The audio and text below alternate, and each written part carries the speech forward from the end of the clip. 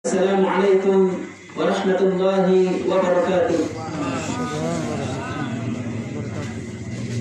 Alhamdulillahilladzi anzala ala 'abdihi al-kitaba wa lam yaj'al lahu 'iwaja qayyiman liyunzira ba'san shadidan min ladunhu wa yubashshira al-mu'minina alladhina ya'maluna as-salihati anna lahum ajran hasana makithina fihi abada wa yunzira alladhina qalu ittakhadha Allahu walada ما لهم به من علم ولا لآبائهم كبرت كلمة تخرج من أفواههم إن يقولون إلا كذبا أشهد أن لا إله إلا الله وحده لا شريك له له الملك وله الحمد يحيي ويميت وهو حي لا يموت بيده الخير وهو على كل شيء قدير وأشهد أن محمدا عبده ورسوله ونبيه وخليله وصفيه ومولاه محمد صلى الله عليه وسلم بلغ الرسالة وأدى الأمانة ونصح الأمة وكشف الغمة ومع الزمة وتركنا في محجة البيضاء ليلها ونهارها سواء لا يزيغ عنها إلا هالك. Kaum muslimin yang dirahmati Allah Subhanahu wa taala, pada malam hari yang dimuliakan Allah Subhanahu wa taala ini kita akan melaksanakan majelis zikir, majelis ilmu, majelisnya para anbiya, majelisnya para ulama, bahkan majelisnya para malaikat. Malaikat yang majelis yang dicintai oleh Allah Subhanahu wa taala. Majelis yang paling dicintai oleh ahli langit dan ahli bumi.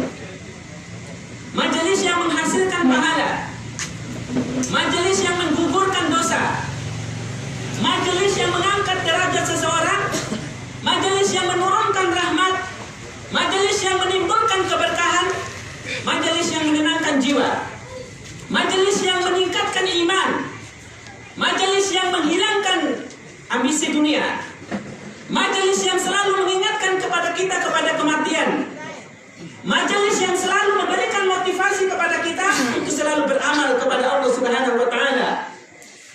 Majelis yang mengajak kita untuk selalu meningkatkan ketakwaan kepada Allah Subhanahu wa taala.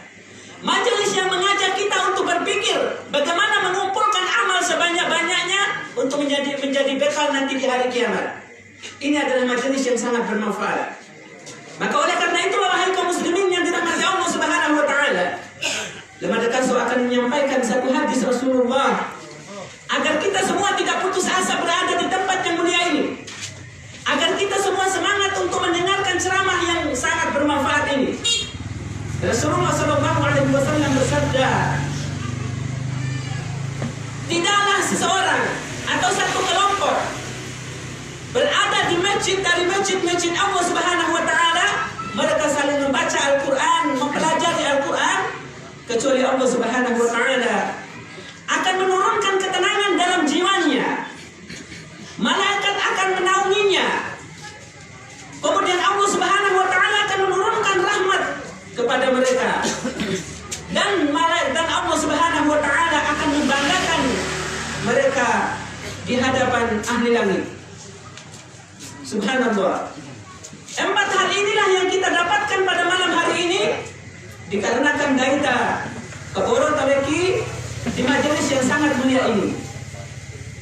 Kaum muslimin yang dirahmati Allah Subhanahu wa taala, bersyukurlah kepada Allah karena Allah memilih kita untuk berada di dalam majelisnya ini. Semoga kita semua berada dalam hadis yang telah kami sampaikan tadi. Salawat dan salam kita haturkan kepada junjungan kita Nabi Muhammad sallallahu alaihi wasallam, Nabi akhir zaman, khatimul anbiya, sayyidul mursalin. Nabi yang kita selalu harapkan syafaatnya. Nabi yang kita idolakan di dalam kehidupan kita. Nabi yang disanjung oleh ahli langit dan ahli bumi. Nabi yang dikatakan dalam Al-Quran memiliki akhlak yang mulia. Wa innaka la'ala khuluqin azim. Nabi yang ketika ditanya kepada Aisyah radhiyallahu anha, apakah akhlak Rasulullah? Al-Quran, jawab Aisyah radhiyallahu anha. Nabi yang dikatakan dan disanjung oleh Allah Subhanahu wa taala dalam Al-Qur'annya, wa ma yantiqu 'anil yuha. Rasulullah tidak pernah berbohong, tidak pernah berdusta. Semua apa yang mengalir dari lisannya, dari lidahnya, dari mulutnya adalah wahyu dari Allah Subhanahu wa taala. Rasulullah sallallahu alaihi wasallam adalah manusia yang paling jujur.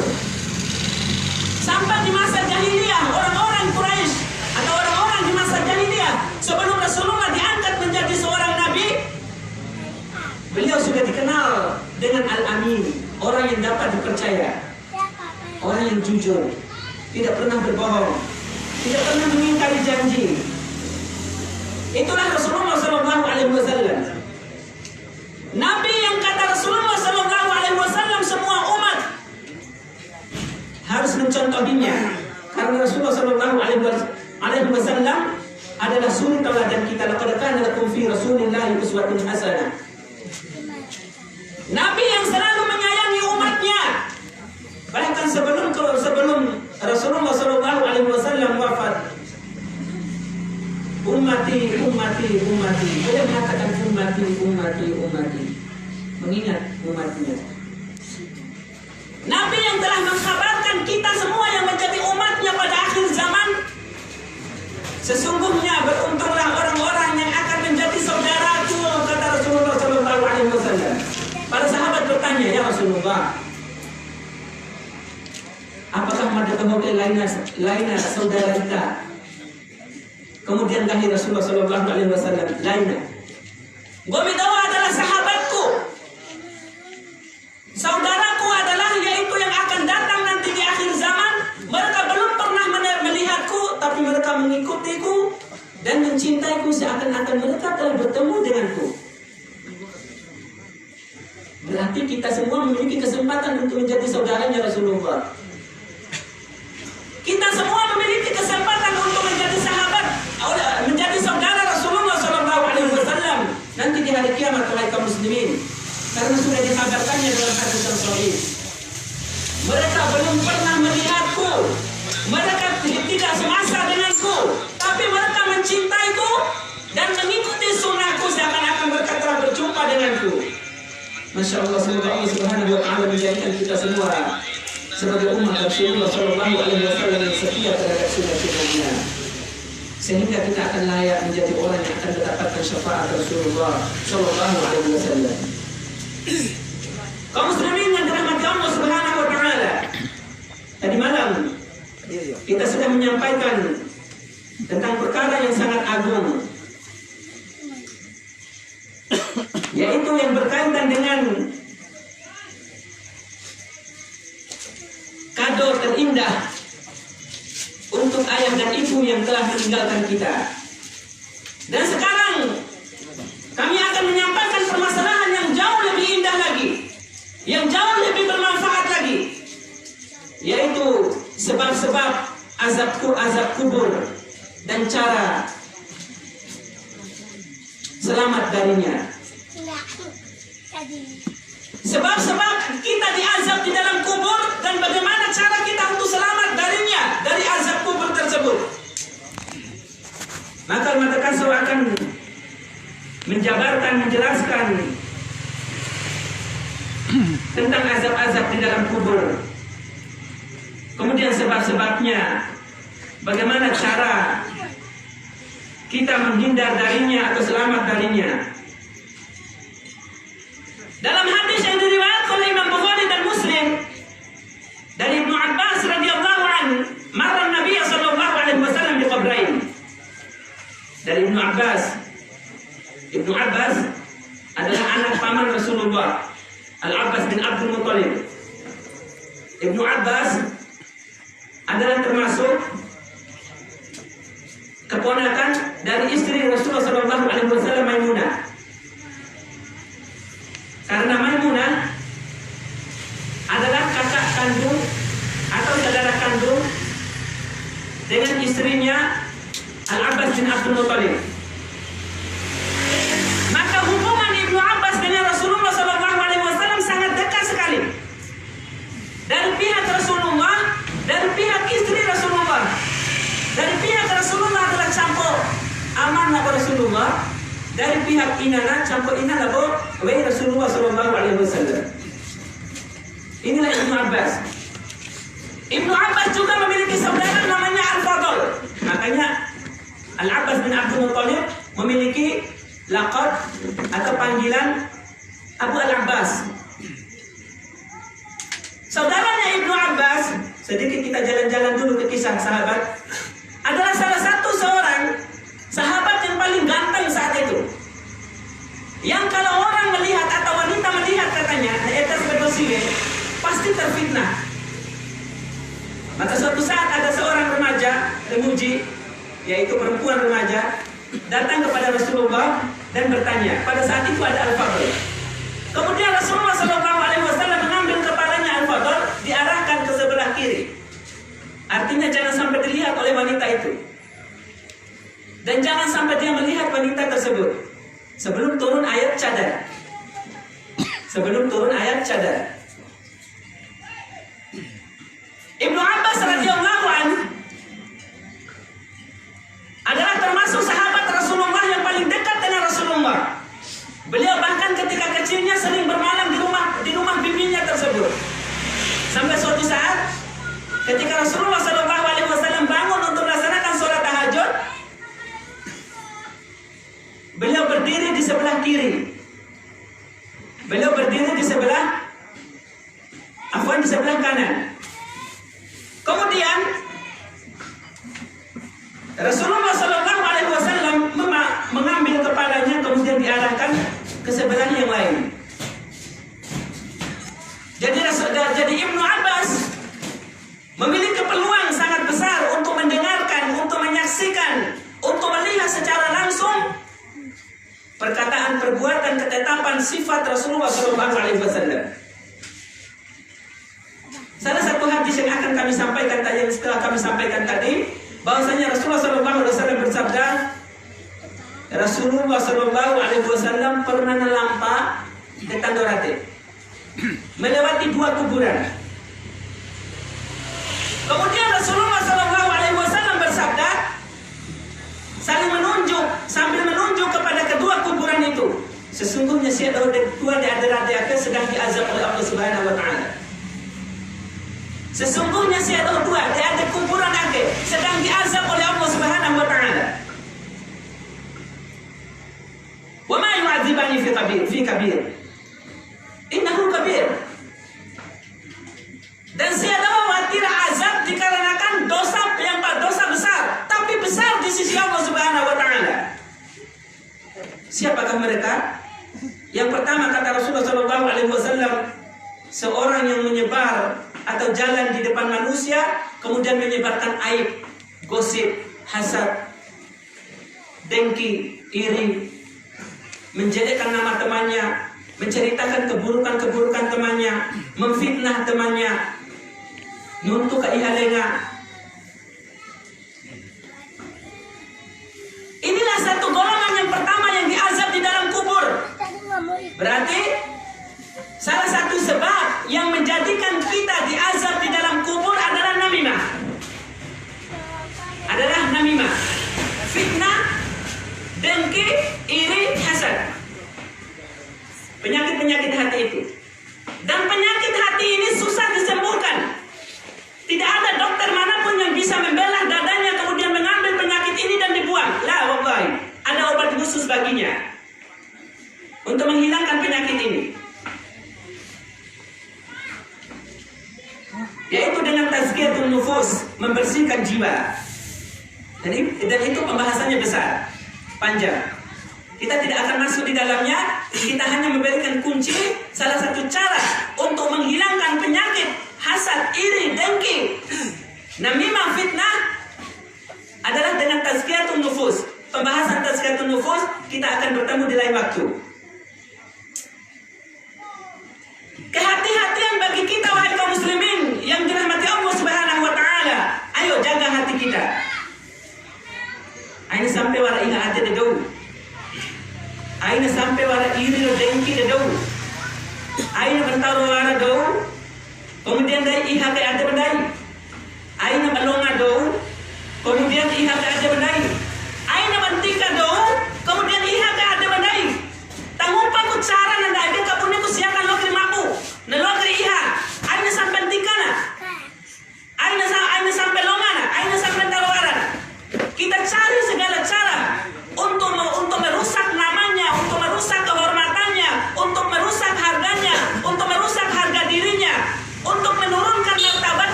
kubur waliyadzubillah, saksi dari Rasulullah adalah nyata.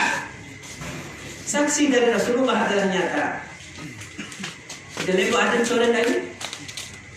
Kalau seandainya Anda pernah melakukan hal tersebut, tobat. Tobat. Tidak ada cara lain. Dan ini adalah obatnya. Ini adalah caranya agar kita terhindar dari siksaan kubur. Damadakaso akan mengungkapkan penyakit dan akan langsung memberikan tawaran obatnya. Silakan tobat. Minta maaf kepada teman kita.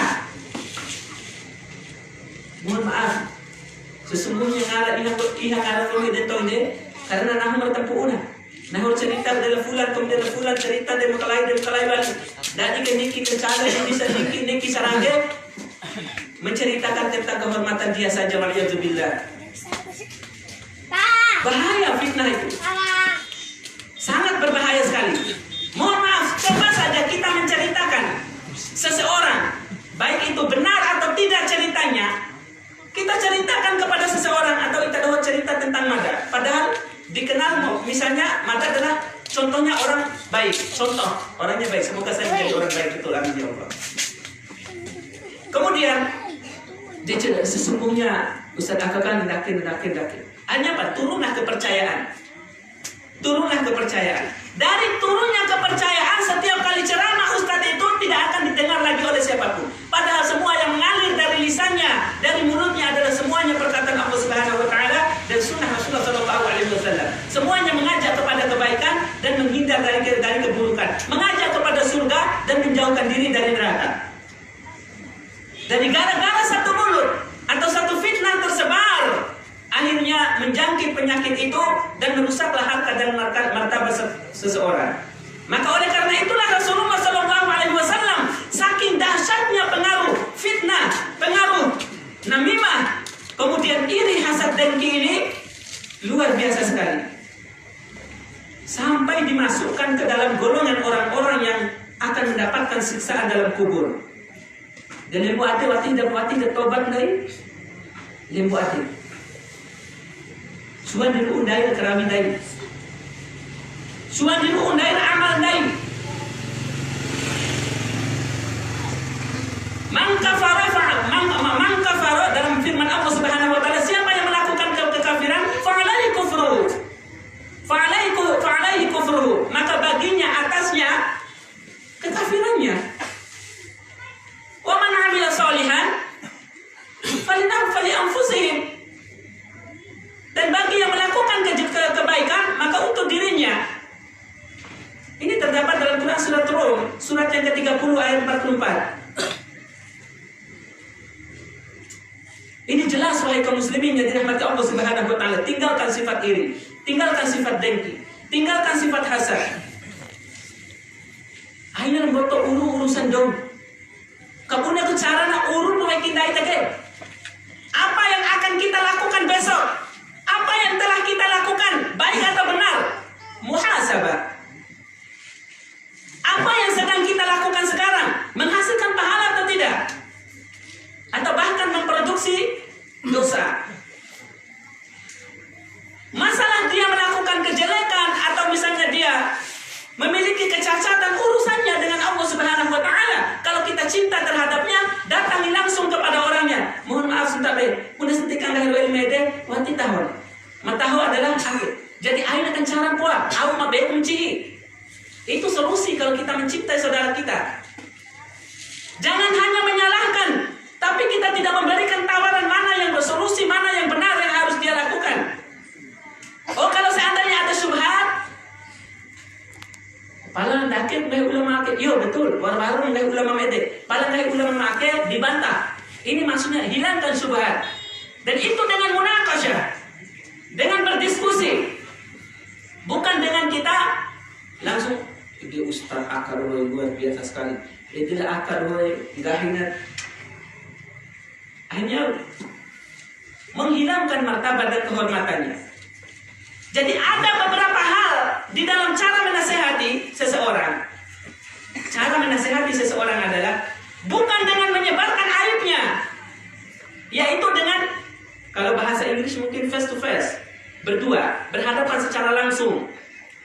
Lain eta dondo ka boroba cerita ya. La wallahi kalla abadan. Nanti kita akan termasuk namimah. Kemudian kalau kita melihat waras kencale, waras sarangge, di situ kalau doa ka boro teman tua-tua kom atau teman tetoi, siwe-siwe atau mune-mune, menuntut kaihalenga.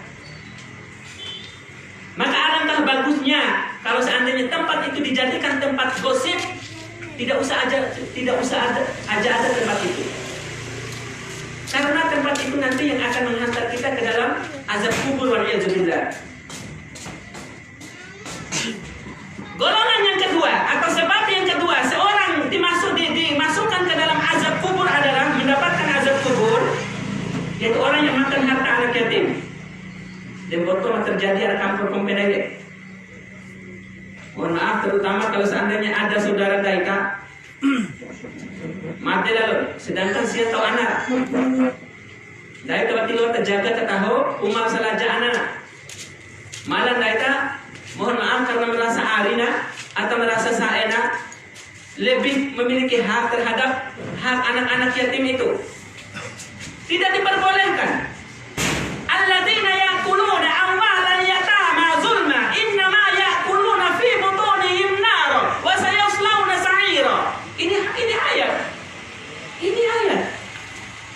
Ini adalah firman Allah Subhanahu wa taala. Coba mengaha harta anak yatim.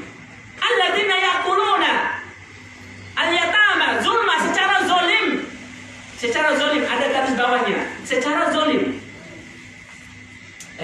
Kalau ijar saya doga, mau dari urut pendai benar senai. Cara mau ini. Kalau orang dekat butuh bandainya saya doga beda, dah itu coki kembali yang tahu tak? Padahal orang poi dengan bandai tak. Yang benar itu adalah kita jaga, kita amankan, kita kembangkan kalau kita bisa agar lebih banyak hartanya sehingga ketika mereka nanti sudah besar mereka bisa menggunakan harta warisannya itu dari bapaknya. Dia setap mencorek karena kaitan nak wake mana kelincaran daita. Dia ada mengambil keputusan. Kamu nekut cara membagi harta warisan. Harta warisan. Kalau seandainya mohon maaf Mada, salah satu saudara Mada Kaso Made, kemudian memiliki anak, baik anak laki-laki atau anak perempuan, maka secara otomatis lemada kaso watiraka au ada mati kari atau ada mati ke saya. Kenapa? Karena mereka masih punya anak. Atau misalnya saya contohkan kembali yang lain. Ama mada misalnya mati. Maka dengan adanya mada doho sebagai anaknya, semua saudaranya laki-laki atau saudaranya yang perempuan tirakan harta warisan. Nahu arina, nahu saena, ibarat mohon maaf. Karena para anak ini. Anak itu adalah usbah. Mereka lebih berhak untuk mendapatkan harta warisan. Lizzakari mislu hadzil unsayain. Kalau hanya ada anak saja, maka berarti bagi dua saja. 2 buat laki-laki, 1 buat perempuan. Berarti waras pada 1.5 juta. 1 juta dari rumah mode 500.000 dari rumah sini. Itu maksudnya ayat. Lain namanya lalu dari sebagai saena atau sebagai arina, ambil semua 1.500.000 itu, kemudian kita gunakan. Itu namanya alladzina ya'kuluna amwalal yatama zulma. Apa mana? Dari rangka berdawadah. Innama ya'kuluna fi butunihim nar. Sesungguhnya apa yang mereka makan itu adalah mereka makan api, memenuhi api dengan perutnya, waliyadzubillah. Memenuhi api dengan perutnya, sangat besar siksaannya. Dan siksaan itu sebelum di neraka, sebelum hari pembangkitan akan dirasakannya terlebih dahulu di dalam kubur. Akan dirasakannya terlebih dahulu di dalam kubur. Repot bodoh. Wati modan sangat susah. Maka aina nae den tahu do. Aina nae ade lain setahun dari. Yang ketiga adalah, tapi sebelum masuk ketiga, Madagaskar akan mencontohkan karena sudah masuk harta warisan tadi. Waras seperti mati. Mati seorang istri misalnya, meninggalkan suami, 2 orang anak laki-laki, 1 anak perempuan, 1 paman, 1 kakek, 1 anak paman. Maka langsung kita lihat, kau kayak baris serah, bebencau ahli waris. Oh mohon maaf kakek gak dapat karena masih ada bapak. Nenek gak dapat karena masih ada ibu. Berarti 2 duluan. Kemudian cucu gak dapat karena masih ada anak. 3. Paman gak dapat karena masih ada anaknya. Dan masih ada bapaknya. Anak paman lebih-lebih gak dapat lagi. Berarti yang berhak mendapatkan itu ada 5 dengan suaminya. Suami dapat berapa? Suami di situ dapat 1/4. Kenapa? Karena ada anak. Atau namanya ada furud. Ada furud. Rahi nentau pasti anak, maka dia mendapatkan 1/4 dari harta. Nah, ada 1 juta berarti 250.000. Mau kalah. Kemudian orang tua, bapak atau ibu, bapak akan selalu mendapatkan 1/6. Selalu mendapatkan 1/6, tapi nanti bisa dia menjadi asobah kalau tidak ada anak. Tapi karena ada anak, sekarang dia mendapatkan 1/6. 1/6-nya berapa? Kurang lebih 150.000. Kemudian sisanya adalah buat anak laki-laki dan anak perempuan. Intinya adalah paman tadi dan anak paman, kakek juga nenek dan cucu tidak mendapatkan apa-apa, walau dia menjadi ahli waris. Karena semuanya itu sudah diatur oleh Allah Subhanahu wa taala. Lain dari sebagai kuasa, masa saya. Kuasa. La wallah ta'ala abada. Kalau tidak, kita akan memakan harta anak yatim waliyadzubillah. Yang ketiga adalah orang yang melakukan riba. Orang yang melakukan riba. Alladzina ya'kuluna riba la yaqumuna illa kama yaqumu alladzi yatakhabbathu asy-syaitanu minal mas. Dzalika bi annahum qalu innamal bay'u mithlu riba wa halallahu bay'a wa harrama riba faman ja'ahu mau'izatan min rabbih fantaha falahu ma salafa wa lam minallah ila akhir al-ayah.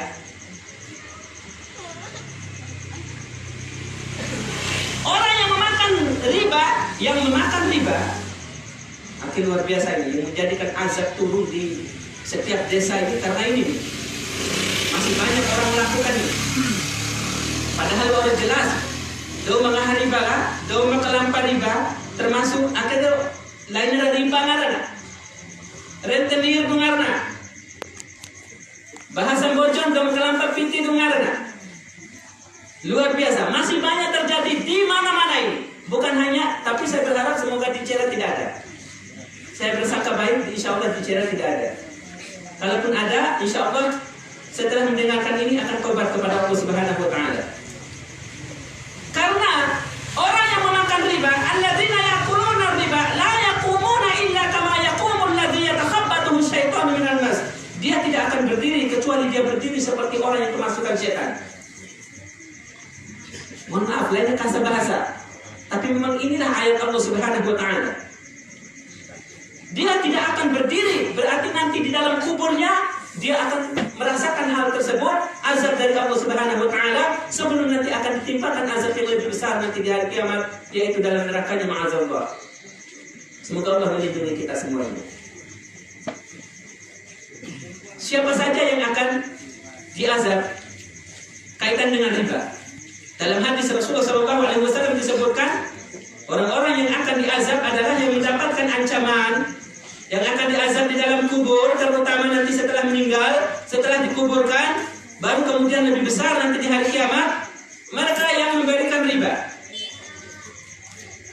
mereka yang mengambil riba, mereka yang menjadi saksi, mereka yang memakan riba. Berarti ada 4. Ada 4. Yang pertama adalah yang memberikan riba. Dong kelamba piti. Maka 2 kali doma laweha piti. Lo sepe. Apapun alasannya. Tapi memang luar biasa kehidupan kita sekarang juga ini. Akan banyak nanti pertanyaan yang berkaitan dengan itu. Bagaimana kalau darurat? Bagaimana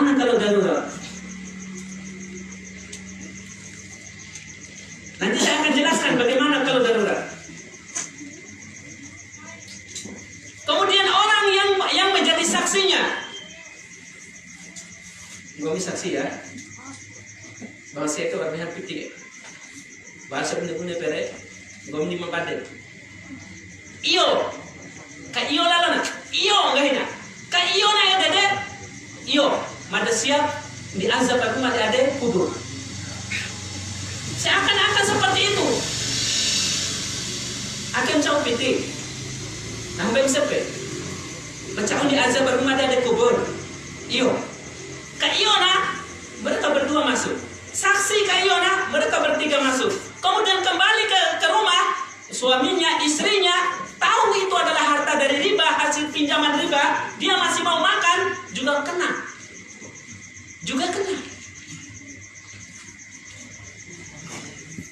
Wallahi Allah Subhanahu wa taala sudah memberikan cara di dalam masalah bermuamalah, yaitu jual beli. Tapi orang yang riba ini mereka mengatakan riba itu seperti jual beli. Padahal kata Allah Subhanahu wa taala, fa halallahu bai'a wa harrama riba. Jual beli telah dihalalkan sedangkan riba diharamkan. Ini yang menjadi sebab kita akan diazab dalam api neraka waliyadzubillah. Yang keempat, orang yang tidak lengkap atau sempurna dalam berwudu.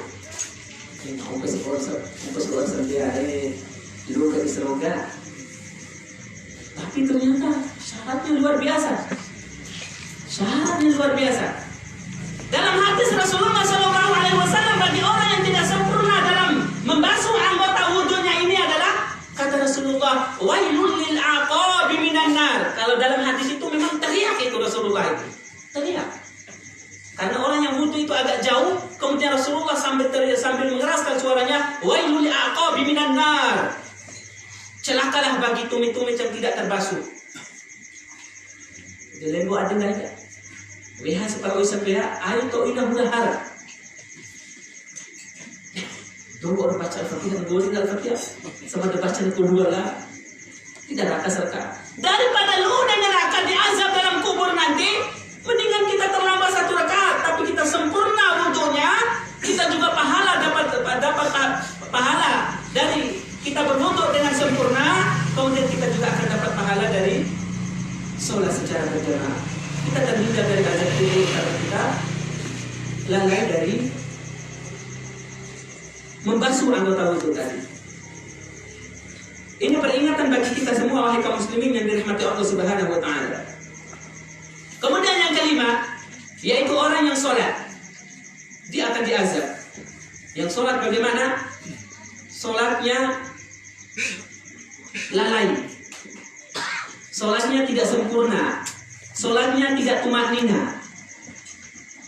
Karena kata Rasulullah SAW, ketika ada seorang Arab, orang Badui, orang bodoh dari desa, dia belum tahu tentang Islam secara utuh, dia sholat, cepat-cepat dia sholat.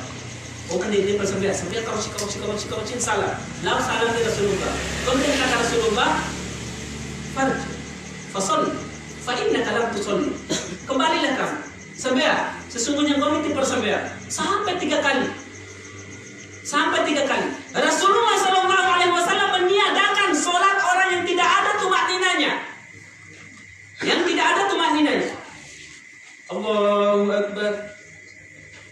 Berarti harusnya kan senawa kan harus stoin. Gori takbir kan? Ini termasuk imam, mohon maaf, yang menjadi imam. Allahu Akbar. Jangan ketika Allahu Akbar, alhamdulillahi rabbil alamin. Jangan. Sasul nama stoi, tenang bacanya. Kemudian setelah ayat atau kita membaca amin, kita baru masuk ke ayat. Kemudian setelah selesai ayat, baru kemudian rukuk. Sudah sempurna bacaan rukuknya, baru kemudian i'tidal. Bagaimana caranya agar kita bisa menjaga tumanina ini? Bacanya yang santai. Ini keroci. Baca ketika setiap bacaan dalam setiap gerakan sholat itu yang benar. Subhana Allahumma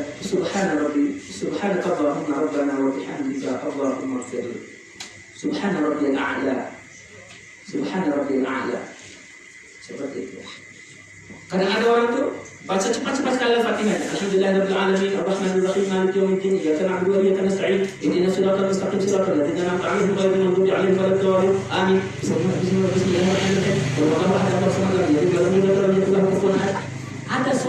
cepat. Kemarin di Jawa itu berapa puluh 24 rakaat dalam berapa menit? Allahu Akbar, Allahu Akbar. Ada sebagian ditanya, kenapa kamu sholatnya cepat sekali? Rocinya 9 menit. Itu 9 masa ada luar roci. Kalau itu malaikat tambah roci lain, tambah terbiasa. Masya Allah, bukan seperti itu ibaratnya.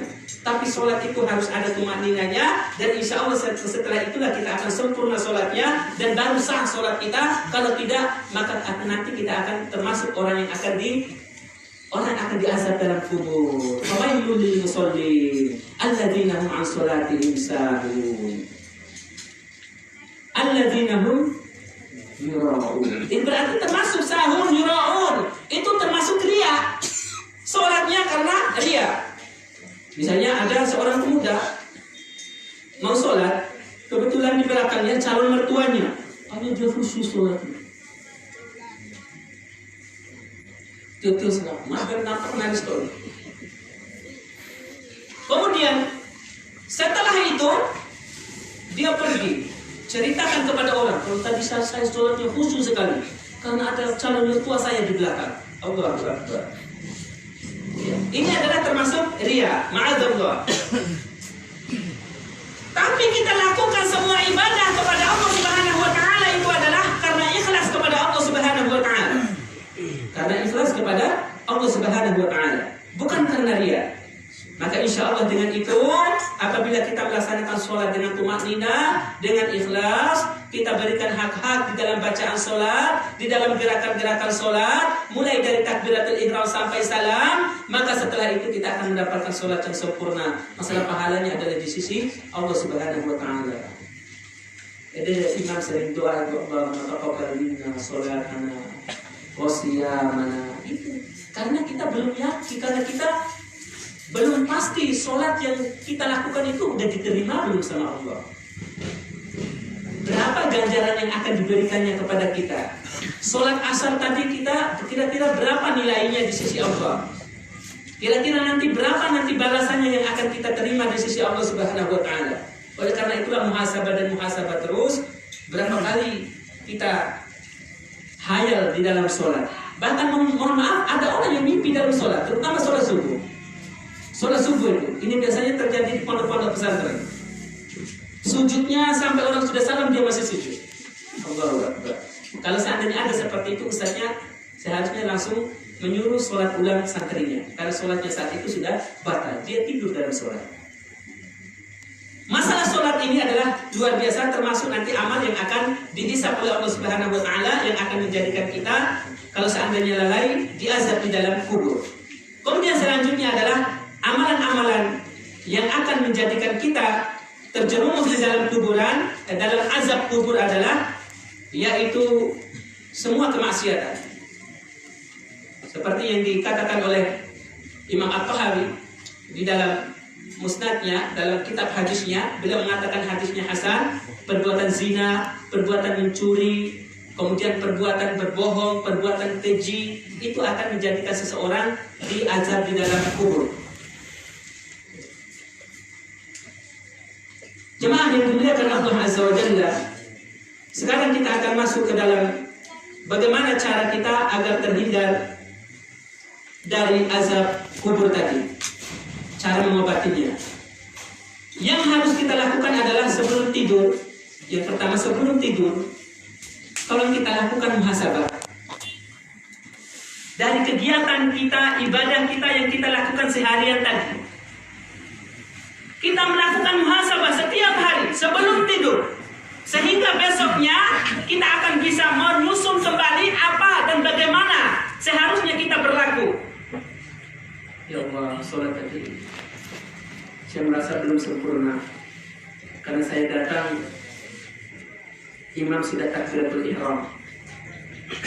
Yang lebih parah lagi, imamnya sama-sama disuruh shaf, kita belum datang, orang sudah belum qomat. Ya, kemudian setelah itu sholat, imamnya takbiratul ihram, kita masih bicara dengan teman kita, masih urus yang lain, sehingga imamnya mau waladdallin, baru kita takbiratul ihram. Kalau sudah imam itu takbiratul ihram, jangan lagi urus yang lain. Ayo perhatikan diri kita, baru kemudian orang lain. Adapun orang-orang yang lain itu adalah ada imam yang mengaturnya. Ini salah satu tanggung jawab imam. Mohon maaf, imam itu enggak gampang. Menjadi imam itu tidak gampang. Jangan bangga menjadi imam sholat. Kita jangan bangga menjadi imam ketika sholat. Karena kalau kebetulan kita melakukan kesalahan, semua dosa jemaah itu kita tanggung. Sekali saja kita melakukan lalai di dalam sholat, terlalu cepat misalnya sujudnya, atau terlalu cepat di dalam rukuknya, atau salah di dalam bacaan kita. Belum lagi kalau kita sengaja, termasuk sengaja kita tidak mau belajar. Al-Fatihah salah. Ihdinas siratal mustaqim. Siratal ladzina an'amta 'alaihim ghairil maghdubi alaihim waladdallin. Itu kan Al-Fatihahnya salah betul, total salahnya. Ya, itu huruf do, ghairil maghdub, bukan du. Tapi do. Bukan da dikasih u jadi du, tapi do. Lidah ini apa namanya, kedua pipi ini harus bergerak ketika mengucapkan do. Waladdallin. Ghairil gha, bukan go, tapi gha. Al-ha, alhamdulillahi rabbil alamin. Jadi kita belajar itu. Harus kita teliti tentang Al-Fatihah kita.